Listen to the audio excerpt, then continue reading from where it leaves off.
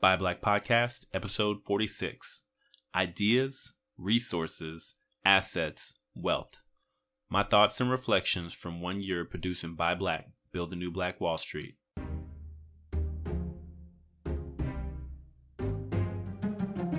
Welcome to Buy Black, the only podcast dedicated to helping you find, connect with, and support Black-owned businesses.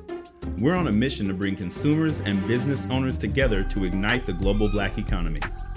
I'm your host, Gerald Jones, and if you're a Black business owner or a socially conscious consumer, you've joined the right community. Ready? Let's get to work. Hey everybody, welcome back to Buy Black, your only podcast dedicated to helping you find and connect with Black-owned businesses. And today is July 8th, 2018. And what that means for us is we are celebrating the 1 year anniversary of starting this show.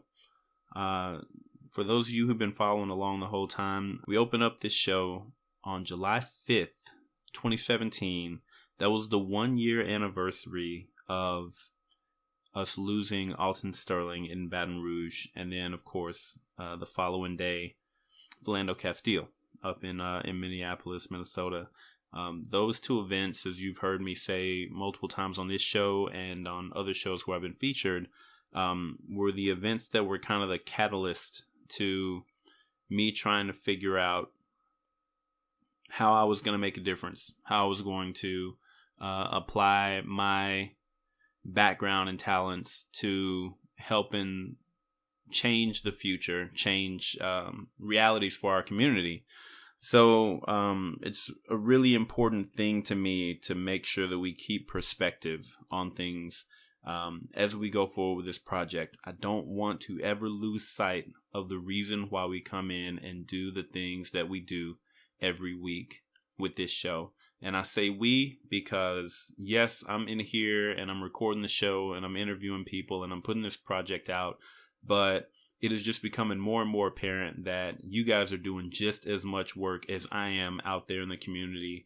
I get emails, I get phone calls, I get Facebook messages of folks who are either trying to connect me with people who need to get on this platform, or you're telling me about the great things that you have going on out there in the world, in your communities, people you're connecting with. And you're just, you guys are amazing. And I can't thank you enough for being with me on this journey so far and being so actively engaged and actively involved in this project. It is everything that I hoped that it would be, and it just continues to grow. And I thank you guys so much for that. So today's show, it's just going to be me and you, and we're going to go through a few topics today that I wanted to cover on this 1 year anniversary, and then we're going to get out of here. Because I, just like the rest of you, have a nice 40-hour that I always have to make it to. And I don't want to be up too late on a Sunday night because Monday is just around the corner. So we're going to jump right in now with the first thing I want to cover is a little flashback to last week. So episode 45 interviewed Joylyn M. Ross, also known as E.N. Joy, the best-selling author. And I spoke to Joylyn after the show has come out, and you guys had some great feedback for the show, things that came in. And she actually made an offer for those of us who are interested in attending the Act Like an Author, Think Like a Business 3-day conference that's coming up this fall. So what she did is she put in a coupon code, and all you have to do when you go to register for her event is you do the online registration. If you register for 2 days of the conference, because when you go in, you can register for 1 day, 2 days, or you can register for the whole 3-day event.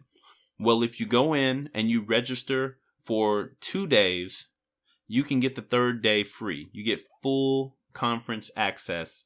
All you have to do is when you go through the online registration and it asks how you heard about the conference, just put in the words Buy Black, just BUY space BLACK, and you will get full conference access for the price of 2 days conference access. So again, this is the Act Like an Author, Think Like a Business 3-day conference is coming up later on this fall with Joylyn M. Ross and several other educators in the business who are going to help you get your business ready for your book and put in the work to take your intellectual property and turn it into an income stream. So I'm really excited about that. I'm definitely planning on going. I hope that any of you out there who have a book inside of you and want to get organized and get ready for that book, that you are interested in going to the conference, this will definitely help you out. Now, aside from getting the discount, third day for paying for 2 days, there are also other opportunities. There's opportunity for you to become a sponsor at the conference. There's also an opportunity if you are not interested in going because you don't plan on being an author, but you want to support. There's actually a scholarship fund that Joylyn has for people who can't afford to go to the conference but need to go to the conference. And so they are always accepting donations for people who need to go to the conference but cannot afford to. So what I'm going to do is in the show notes of this episode and then also in the show notes of the previous episode, I'm going to go back in and I'm going to add in those links for you to go in, do the online registration along with the Buy Black to get the 3rd day free. Also the sponsor and exhibitor links I'm going to put into the show notes, and the place where you can go and donate towards the scholarship for someone to go and attend that conference for free. If they cannot afford it, I'm going to put those links in, and I highly encourage you guys, do your part, donate if you have the opportunity, if it's something that you want to bless somebody else with. It's all about feeding the community, providing whatever excess we have in order to help other people get where they need to go. All right, so that's the first thing I wanted to talk about today. All right, the next thing I wanted to do is give you guys a quick update of what's been going on in my world. I'm going to add these pictures into the show notes on the website, but for anybody who's been connected with me on Facebook, you will know that I've been spending maybe the last month to 2 months working on a garden. My wife loves playing in the dirt. And when we first moved into the house that we're in now, which is about 3 years ago, she took this small garden that we had in our backyard. Previous owners had it back there, and it was pretty overgrown. It wasn't well taken care of. It wasn't well put together at all. In fact, it was pretty horrible. But she took that really crappy garden and she turned it into a really nice garden and built it up and actually planted a lot of stuff that first year. We had a lot of fruits and vegetables in that first year. And honestly, that was the first time in my life that I found out that tomatoes have a flavor. Like the stuff that we were growing, it wasn't huge, but it all tasted great. It was organic stuff grown right in the backyard, no pesticides, no insecticides. It was just, pure stuff grown right in the backyard. And so she's already had a flair for that stuff. I got pretty interested in it. But the next year, we kind of made a plan to build this really big garden. And then we ended up getting a dog that tore up the whole area that we had prepared for that garden. So we had to put it off a year. Then we were like, well, this dog is evil. He's Satan. And if we don't gate this area off, he's just going to tear up everything that we build. So we had to save the money to pay somebody to come in and put a 6-foot fence around this area where we were going to build this big garden. So we did that last summer. And then the winter came, winter ended, and this year we actually went through the process of building the garden inside of this big fenced-in area. So I think I started in April and actually built the boxes to go inside the garden and then dug it out and put everything into the ground, put the weed barrier down. And then after all that stuff was done, had to buy dirt. So I bought I think I paid so far like $400 for dirt. I mean, dirt is expensive. But I paid like $400 for dirt, and it's just literally a huge pile of dirt that gets delivered to my house. And then because the access to my backyard was pretty tight, I literally just had to shovel dirt into a wheelbarrow and then walk it to my backyard, dump it into the garden, and then walk back up and do it again. And that process, I've had 2 huge piles of dirt delivered to my house. The process for the first one, I think it took me like 3 or 4 days to move the entire pile of dirt back there. And then we ordered another pile of dirt, and I did it again, and it took me a couple of days because I spent most of July 4th actually moving dirt to the back of that garden. So the long and short is the big garden that we had been planning, I got that done on July 4th. So now that garden is completely built. It's completely filled with dirt. I've got this nice cedar mulch that's on the ground in between in the walking areas, and it's a huge garden. You guys, if you're on my Facebook, you will see plenty of pictures of it because I keep putting up pictures. And if you're not, find me on Facebook, Gerald W. Jones II. Add me. You can see all the cool things that I got going on. But anyway, so I finished that garden. And when I got done with that garden, I looked over at the crappy little garden that was here when we built the house. Not built, bought. We didn't build this house. That was here when we bought the house. That one was overrun with weeds. And the area behind it was overrun with weeds. The area beside it was overrun with weeds. And so now I was looking at that garden and I was like, this is complete crap. I can't have that next to this. So as soon as I told myself I was done messing with the garden, I immediately looked over and said, I can't have this. And so I went, and I think yesterday I pulled all of the weeds out of this weed jungle of a little garden and the area behind it and the area around it. And I got that all cleared out. And then today I went in and I did the same thing that I'd done in our big garden when I built it. I laid down a layer of weed barrier inside of it. Then I laid down a layer of chicken wire on top of that because we have moles that like to burrow in underneath the garden and eat the things that we're planting. Like we had carrots and beets and things that were grown that first year. And then we went to go and harvest them. They were just nubs because evil things came in and ate our stuff from under the ground. So to keep that from happening, I put down chicken wire so stuff can't burrow in under it. And then another layer of weed barrier, and then I'm going to fill that with dirt. And so I've got all of that done in the little garden today. The only thing I have to do now is fill that with dirt, and I'll be completely done. All right, so why did I tell you guys all of that? Well, in building this garden, there's another aspect of the garden that ties directly to this project, that ties directly to the Buy Black, Build a New Black Wall Street podcast. And the whole idea is I'm all about using resources to create assets. And then once you've created the asset, use that asset to provide for other people. You use it to provide for yourself, but then you use it to provide for other people. That is the magic of creation. That is the magic of ownership. That is the magic of taking ownership of your life, of your economy, of how you use the resources available to you. And so I get excited thinking about building this garden because, when you guys see the pictures of this thing, I mean, I've got a relatively big family. It's me and my wife, and 3 of my 4 kids are here.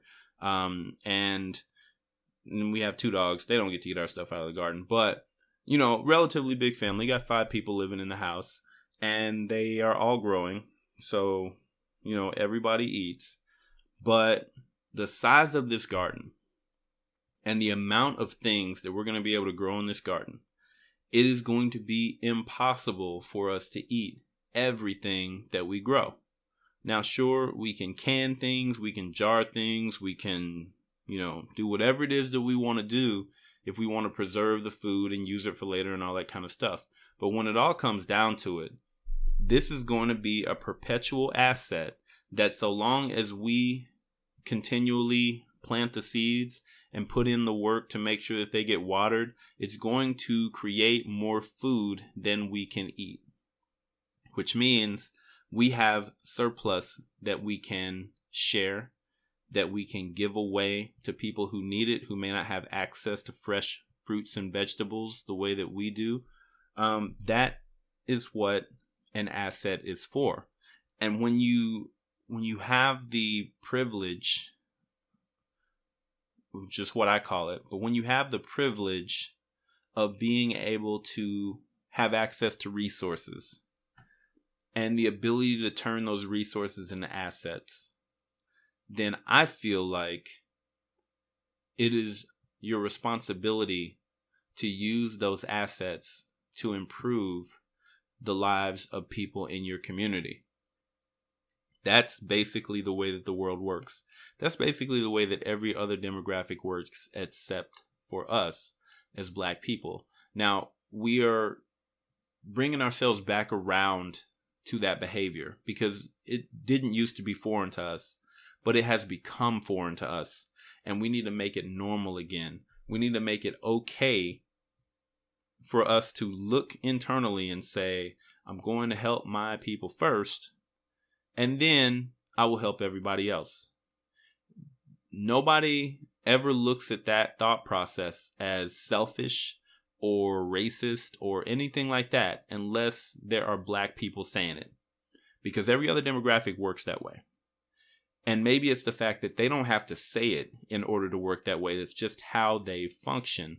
But we have to say it. It's like we have to tell ourselves, take care of your brothers and sisters first. Take care of your community first. Take care of your neighbor first. Because it has been so ingrained in us to take care of self, show how much we've done to take care of self, and then look back at everybody over the shoulder and say, hey, get like me or get left behind. And that is just, it's suicide. It's cultural suicide. And we have been taught to live in this constant state of cultural suicide, chasing individual achievement while hoarding all of the knowledge, all of the resources, and all of the assets that have helped us to make that achievement. So when I see an opportunity to draw connections between the things that I'm doing and the things that other people are doing out here in the world and show that it's all the same thing, there's really no difference. I feel like it's a teachable moment. I feel like it's a lesson. I feel like it's something that anybody can apply.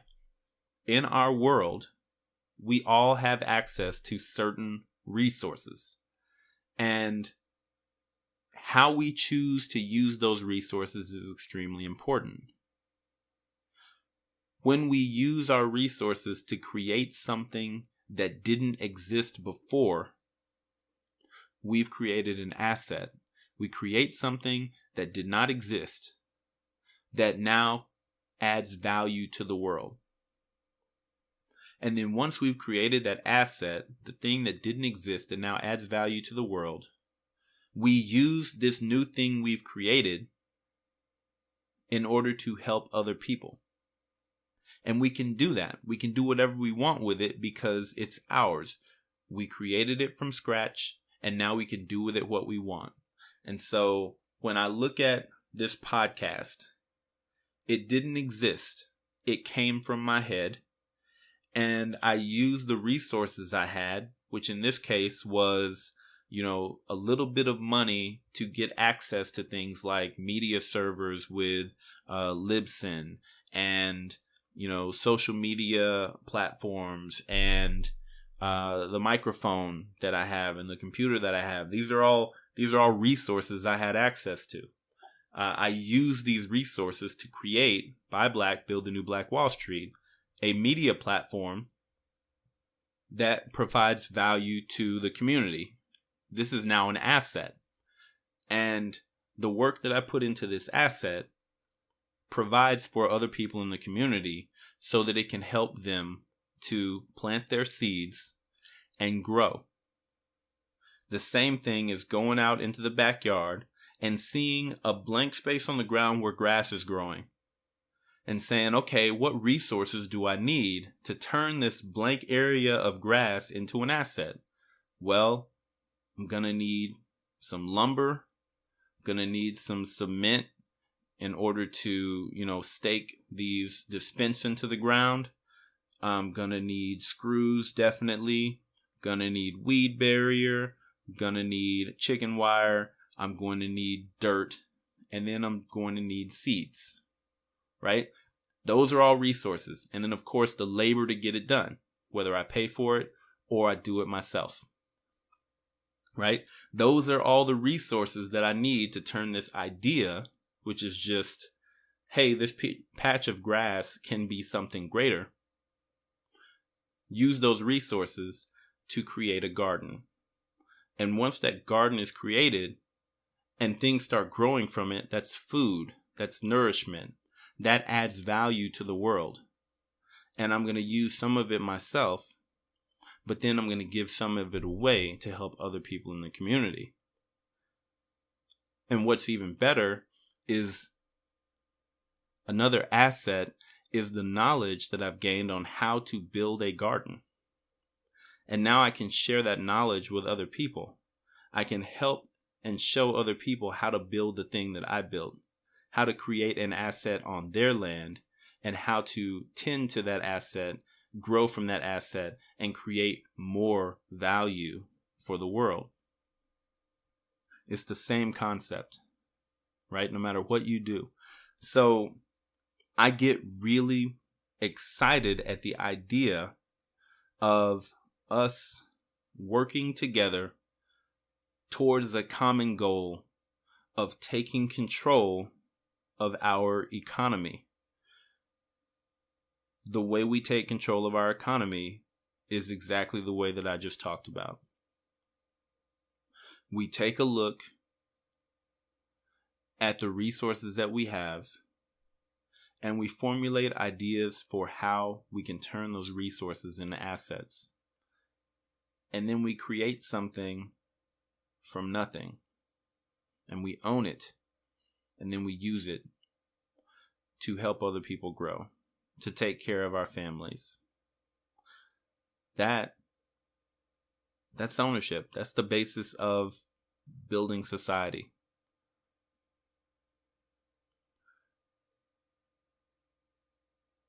We have to grasp that very, very simple concept and make it important to us.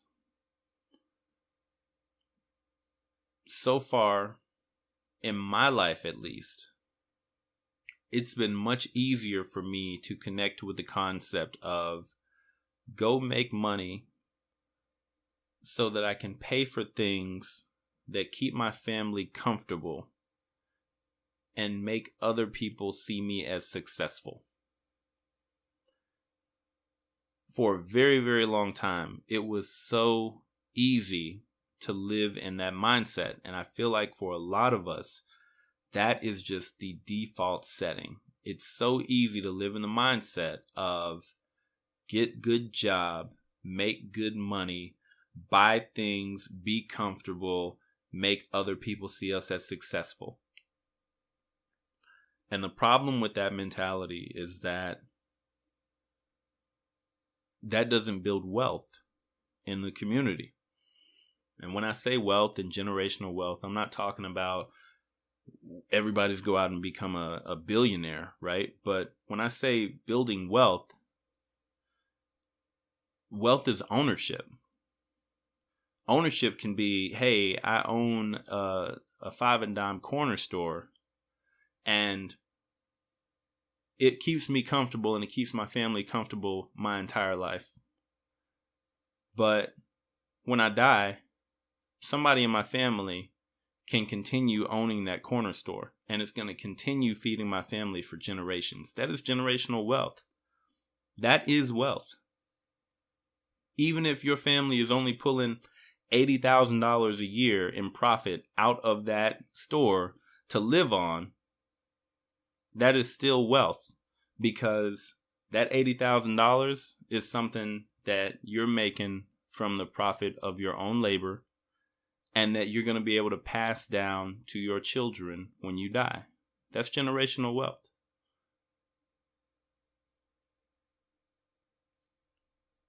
We've got to get ourselves in the mindset of seeing our talents as resources, of seeing our income as a resource that can be used, and of seeing the ultimate goal of our labor not to be to create income, but to create assets. Because assets are the foundation of generational wealth. Assets are the foundation of an economy. And the more assets that you have, both individually and as a community, the more wealth that you have. And of course, the more wealth that you have, the more influence you can wield with that wealth. The more influence that you can wield with that wealth, the more likely you are to be able to demand justice in a society. That is what we are missing. I can guarantee you a community that owns nothing will never achieve equality through marching and protesting. It will just not happen. A community that owns nothing can demand nothing. Because what have you got to bargain with? What is your leverage? What are you bringing to the table? If you own nothing, you have nothing. If you have nothing, then there's nothing you can trade with. There's no value that someone can say, well, if I don't treat these people right, I'm going to lose something. What are you losing? What do people lose when they treat us with disrespect? Nothing. Because we don't own anything that they want to have access to. And we don't own anything that we can just say, all right, well, I'm turning my back. I don't need you. Just don't come over here and mess with us because we got this. We don't got this. We don't own our own stuff. We don't have any assets.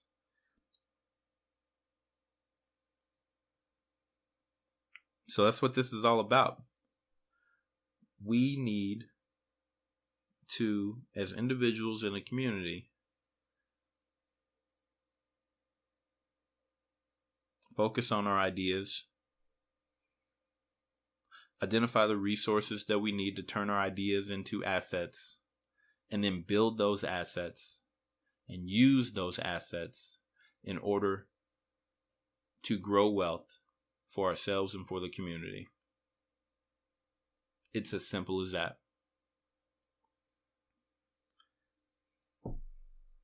And here's why. Here's the reason why it is so crucial that we do this. All right. This is just, again, this is my opinion. Everybody has their own opinions. People have their own things that they think will work in order to get us where we need to go. This is where my logic has taken me.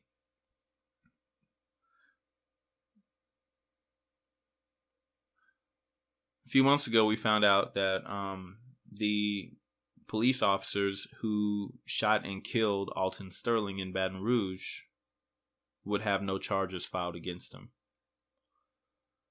I think about a year ago, we found out that the officer who shot and killed Philando Castile would have no charges brought against him. The officer who, within 2 seconds of arriving at a park, where Tamir Rice was playing with a toy gun and shot him on camera, that officer had no charges filed against him. No justice. Why? Because black people are expendable. Their lives matter less than the convenience to those police officers who pull the trigger. And if we deny these families justice, we deny this community justice, what's the worst that's going to happen? Well, they'll march and they'll get mad and they'll burn down buildings in their community. All right, well, who owns those buildings? Oh, well, most of those businesses are owned by immigrants who've come in and they actually sell stuff to black people in those communities. Oh, we don't own any of those things? No, we don't. Oh, okay. And we don't live there? No, we don't. So they're gonna burn down the stuff next to where they live. Pretty much. Okay, yeah, no, we don't need to give them any justice because it would be inconvenient and nothing they're gonna do is really gonna affect us. So, whatever. And up to this point, that strategy pretty much works, right? Even when you've got somebody dead to rights. Jordan Edwards. I don't know if you guys remember that name. Jordan Edwards is a 15-year-old boy in Texas who was killed last April 29th, 2017. He and some of his friends were leaving a house party that the police had been called to. They all ran, they jumped into a car, and then they were driving away, and this police officer pulls out his gun and he fires into this car of teenagers as they're driving away from him. And he shoots Jordan Edwards in the head and he kills him. Then he lies. He lies and he claims that the vehicle was driving towards him, was trying to run him down. That's the only reason that he shot. But the body camera showed that the vehicle was driving away from him when he fired on it. So he got caught lying. So this officer in Texas has been charged with murder. So we finally got somebody charged in one of these cases. I was reading an article last year around this, and I think it said that it's been over 50 years since a police officer in Texas has been convicted of murder at all. So, this officer, his name is Roy Oliver. He has been charged with murder, and his trial has now been delayed twice. It was delayed once, and it was supposed to start in June of this year. Now it has been delayed again, and it's supposed to start in August of this year. Now, I say that to say this. This is just my prediction. This trial keeps getting delayed for the political purpose of we want to give people enough time to forget about Jordan Edwards. We want them to forget about Roy Oliver. We want this to completely leave the minds of the people, because when we acquit him, we want to be able to do it quietly with very little fanfare, and the people locally will get upset and the family will be upset. And then after we acquit him, the video will come out and everybody will get upset for a second, but the damage will be done. Nobody will really be paying attention until after we have already acquitted this officer. And then we'll deal with a little bit of the backlash and the marching and the protesting and the riots, but who really cares? But for right now, this is too hot. He's dead to rights. He should be convicted of murder.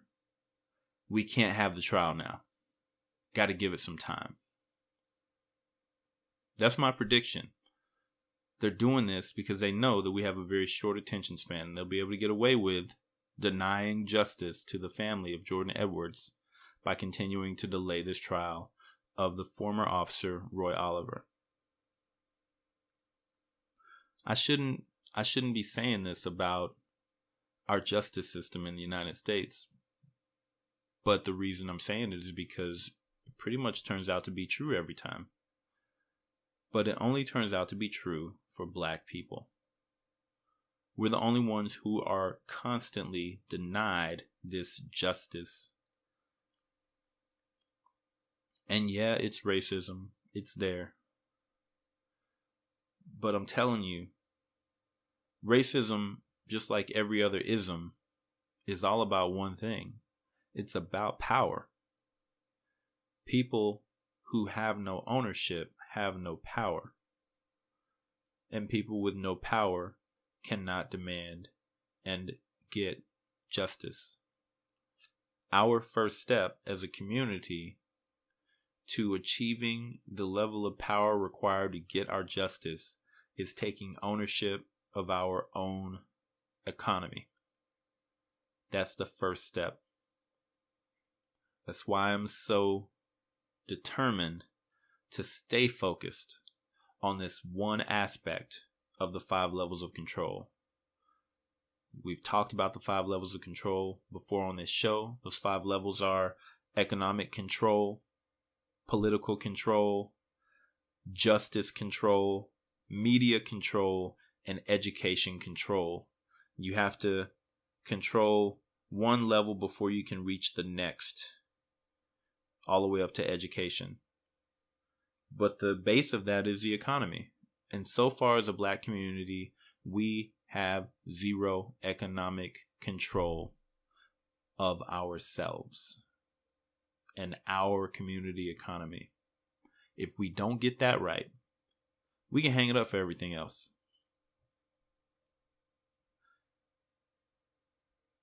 And to beat this horse even deader into the ground, how do we take control of that economy?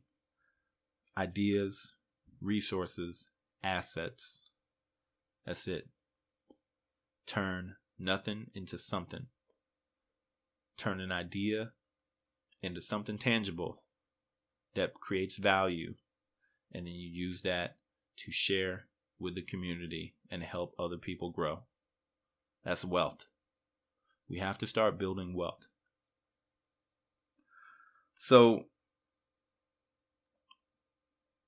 that's pretty much the show for today, guys. 1 year doing Buy Black, and it has been an incredible experience so far. It is so much fun connecting with all of you. I get crazy excited every time I get to do an interview, every time I get an email from you, every time that another door opens up because of this asset that we are continuing to create together. It's amazing. It is everything that I hoped that it would be, and yet so much more. And you guys just keep making it a more and more valuable asset for us to have access to. And speaking of that, this is our asset, right? You do have access to this. If you have a business and you haven't contacted me about, hey, here's the business that I have, or here's a business that I know, and I would like to get this in front of the people, don't be afraid. Reach out. Anybody out in the audience who you happen to come across who has reached out to me via email, via Facebook Messenger, via phone, whatever it is, they will let you know. It is all me, right? I'm the guy. Hit me on email, I'm going to get back to you. You hit me on Facebook Messenger, I'm going to get back to you. You hit me on my phone, I'm going to get back to you. I love connecting with all of you because that is what I built this for, to build connections and build networks. But you don't have to just come directly through me. If you go to Facebook and you join our community, we have a Facebook group called Buy Black Podcast Community. The whole point of that community is so that you guys can connect with each other. You don't have to come through me. I love it when you come through me And when you do come through me, I like to try to get you connected directly to the best people who you can help each other out. But feel free to connect with each other and find resources with each other, because that's what this is all about. So that's what you should do. Connect with people, connect people to me, connect people to each other. If you're listening to the show and you're hearing a business owner who you know that their product or service can help somebody that is in need, connect people with those resources. Share the show, right? Not just for the fact of, I want to grow the audience, but share the show with people, because I'm becoming more and more aware. I'm believing it more and more that this really is a good show, that this really is creating value for people. You guys you're building that confidence in me that this really is a resource that is changing people's lives. So that being the case, when you run across people out there in the world who have not heard Buy Black, Build the New Black Wall Street, and they are asking questions about starting a business, they're asking questions about certain industries, they're asking questions about marketing or branding or networking or any of the other things that we've talked about on this show, share the resource with them. The quickest, easiest way for you to do it, just have them pull out their phone, open up an internet browser, and type in buyblackpodcast.com/app. They will be able to download the Android or the iPhone app right there on their phone at that moment. They get all the contact, and you can tell them, and the dude's cell phone number is in there. You can call him if you have a question, right? That is the easiest way for you to share this resource with other people out there in the world. buyblackpodcast.com/app. You run across somebody who needs the resources, you send them straight there, you have them download the app, and then they have everything that you have. They have access to me. They have access to all the business owners that we've connected with on the show. Easiest way to make sure that people get the resources that they need. So I need you guys to continue doing that. And then, of course, the show is called Buy Black. So when you do connect with a business owner who's on this show, who has a product or a service that fits your needs, connect with them. Connect with them. Buy from them. Or if you know somebody else who needs their product or the service and they can't afford it, hey, buy it for somebody else and donate it to them. But start directing those dollars. But even more than just directing those dollars, direct people to the resources. Build the connections. Build the network. Because the dollars will come from the network. People will spend that money from the network, from the connections. It may not be the first order. It may not be I connected with this person and they spent money. You might connect somebody with someone who connects somebody with someone who connects somebody with somebody who spends money with one of these businesses when the time is right. And that's all we're asking for. People come on this show. They have great products. They have great services. They're high quality. And they're in the community. So connect with them and support them. Spend that money in-house where you can. Right? Those are the things that we do. That's pretty much it. One more thing that I want to cover before we get out of here. And this is just another one of those key concepts that I believe I've talked about on the show before, but I want to hit you with it again today with the 1-year anniversary show. And that is the idea of horizontal integration and vertical integration. I'm pretty sure I've talked about this before, but it's so very, very important to think about this economy. Think about what we're doing in terms of horizontal integration and vertical integration. So these terms are typically associated with a corporation. You have a corporation that starts to buy smaller companies that produce something that exists in its supply chain, right? So if I have a big company like, let's call it General Electric, right? And General Electric makes light bulbs, right? But that little, what's the connector, right? The metal connector that screws into the light bulb, that's made of aluminum, right? And so General Electric has to go out and buy aluminum from some company in order to make their light bulbs. Well, what if General Electric just owned the company that, produced aluminum? Well, that's one less company that they have to deal with. I own it. I own that resource now, right? That is called vertical integration. If a company owns every single step, every resource that it needs to create a final product, from the time those resources leave the ground to that final product actually reaches a customer, if that company owns every link in that chain, it owns the vertical. It owns the spot from the ground all the way to the top of that peak where the final product is made. And so that's less outsourcing. That's less money that it's having to spend outside in order to get its products to customers. And then there's horizontal integration, right? So if I've got General Electric again, and they make light bulbs, right? But those light bulbs need to go into lamps. Well, General Electric might go buy a company that makes lamps. It's horizontal integration, right?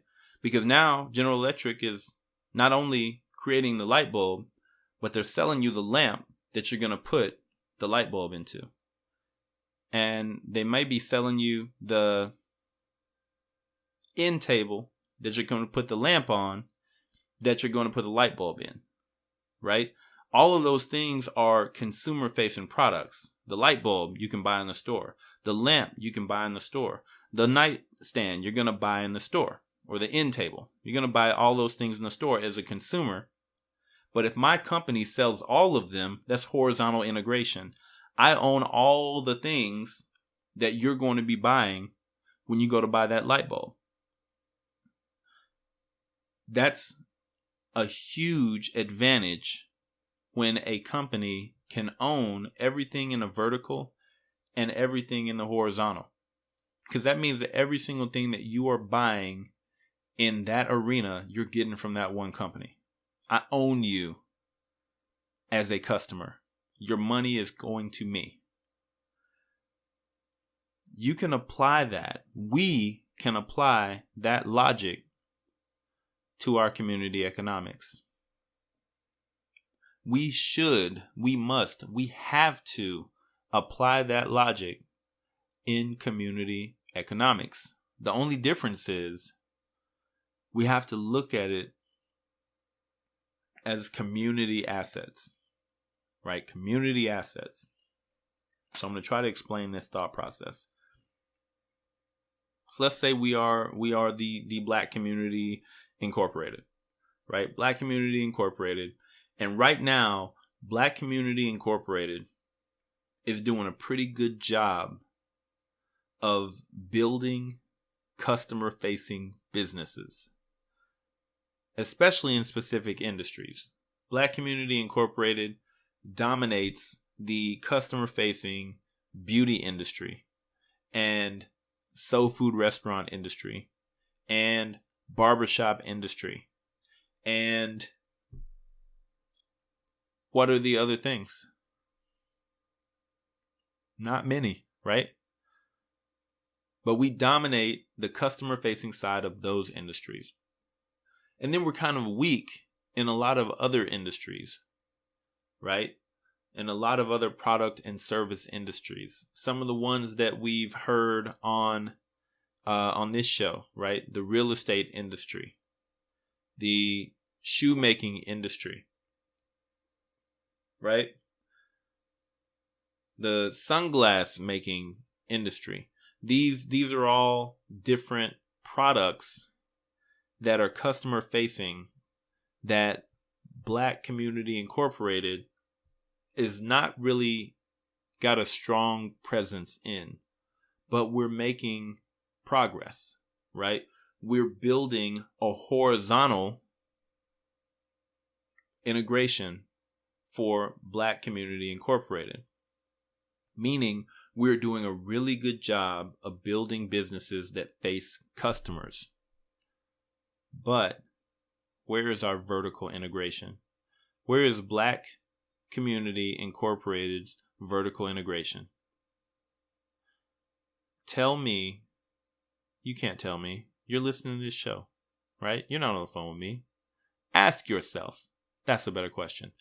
Ask yourself, how many of the Black-owned businesses that you connect with, that you support, how many of them do you think get their supplies from Black-owned companies?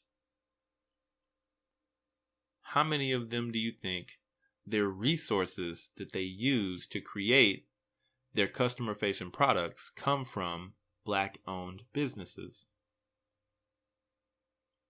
And if there are Black-owned businesses in that supply chain, how many of them do you think they get their resources direct from the ground, from Black-owned farmers or miners or any of the other resources that come directly out of the ground?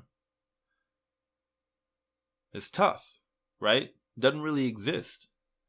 And if you look at the state of our resources here in the United States, it's going to be almost impossible for us to build a vertical from the ground all the way to the consumer, because all those resources here in the U.S. are spoken for. But you know what? There are a lot of resources in Africa. There are a lot of opportunities that we have as Black Community Incorporated to take a look across the pond and say, hey, what companies are creating resources in Africa? What companies are mining? What companies are farming? What companies are Black owned across the African continent that we could go to just as easily as we could go to China or some other place where people get their resources or their manufacturing done? Where can we go to connect with companies in Africa that are doing the same thing? To build this Black Community Incorporated vertical integration, where our Black-owned businesses start to gather more and more of their resources from Black-owned sources, rather than having to take those dollars and spend them outside of the community. At some point down the line, we have got to master that skill. We have got to master the art of creating both vertical and horizontal integration for Black Community Incorporated. It is not impossible. It's not unheard of. It's not racist. We talk about this all the time. If you look at Asian communities, Middle Eastern communities, if you look at any other type of ethnic community, the businesses that exist inside those communities are owned in those communities. And in most cases, the businesses where those businesses get their resources and their supplies are also owned by people in the same community. We can do that. We've got to do that. We're never going to build the kind of wealth that we need to mass political and justice power simply by having a bunch of customer-facing businesses that get our supplies from other demographics. We have got to put as much effort into building our vertical as we are putting into trying to build our horizontal integration. So I want you guys to think about that. Think about ways that we can do that. If you have any ideas, if you have any resources that you can connect us with, where we can start building that vertical, I want you to jump into the Facebook group. That is Buy Black Podcast Community Facebook group. Jump in that group.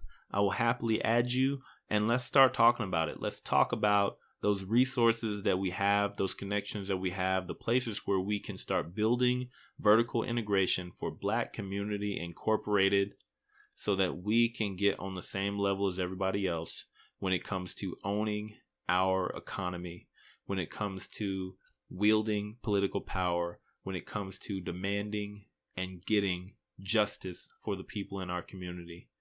It is once we have those three things that we will be able to really focus on owning our image through our own media platforms, things like this platform and many others that we are building, and then building and owning our educational institutions so that we teach our children to value themselves, to value our culture, to value our history, to value our image, to value who we are, what we stand for, and what our role is on this earth.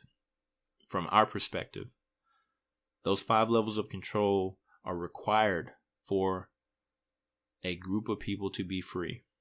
And until we achieve control of all 5 of those levels, we cannot truly call ourselves free and independent people. And that's the reality I want for us.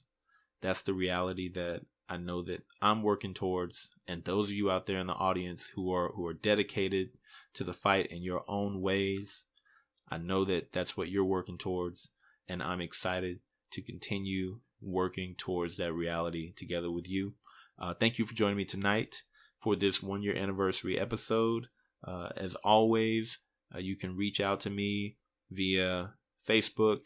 That's Gerald W. Jones II, or at Buy Black Podcast, or you can join us at the Buy Black Podcast community. I'm also on Twitter and Instagram at Buy Black Podcast. And if you have the app, which you should have the app by now, but if you have the app, buyblackpodcast.com/app, download the Android or iPhone app. If you have that app, you have my cell phone and my email right there in your hip pocket. You can call me, you can text me, you can shoot me an email at gerald@buyblackpodcast.com. Once you have that app downloaded, I'm always here, I'm always available, and I love connecting with all of you. Thank you for joining me on this episode, and I'm done running my mouth. I will catch y'all next week. I'm out of here.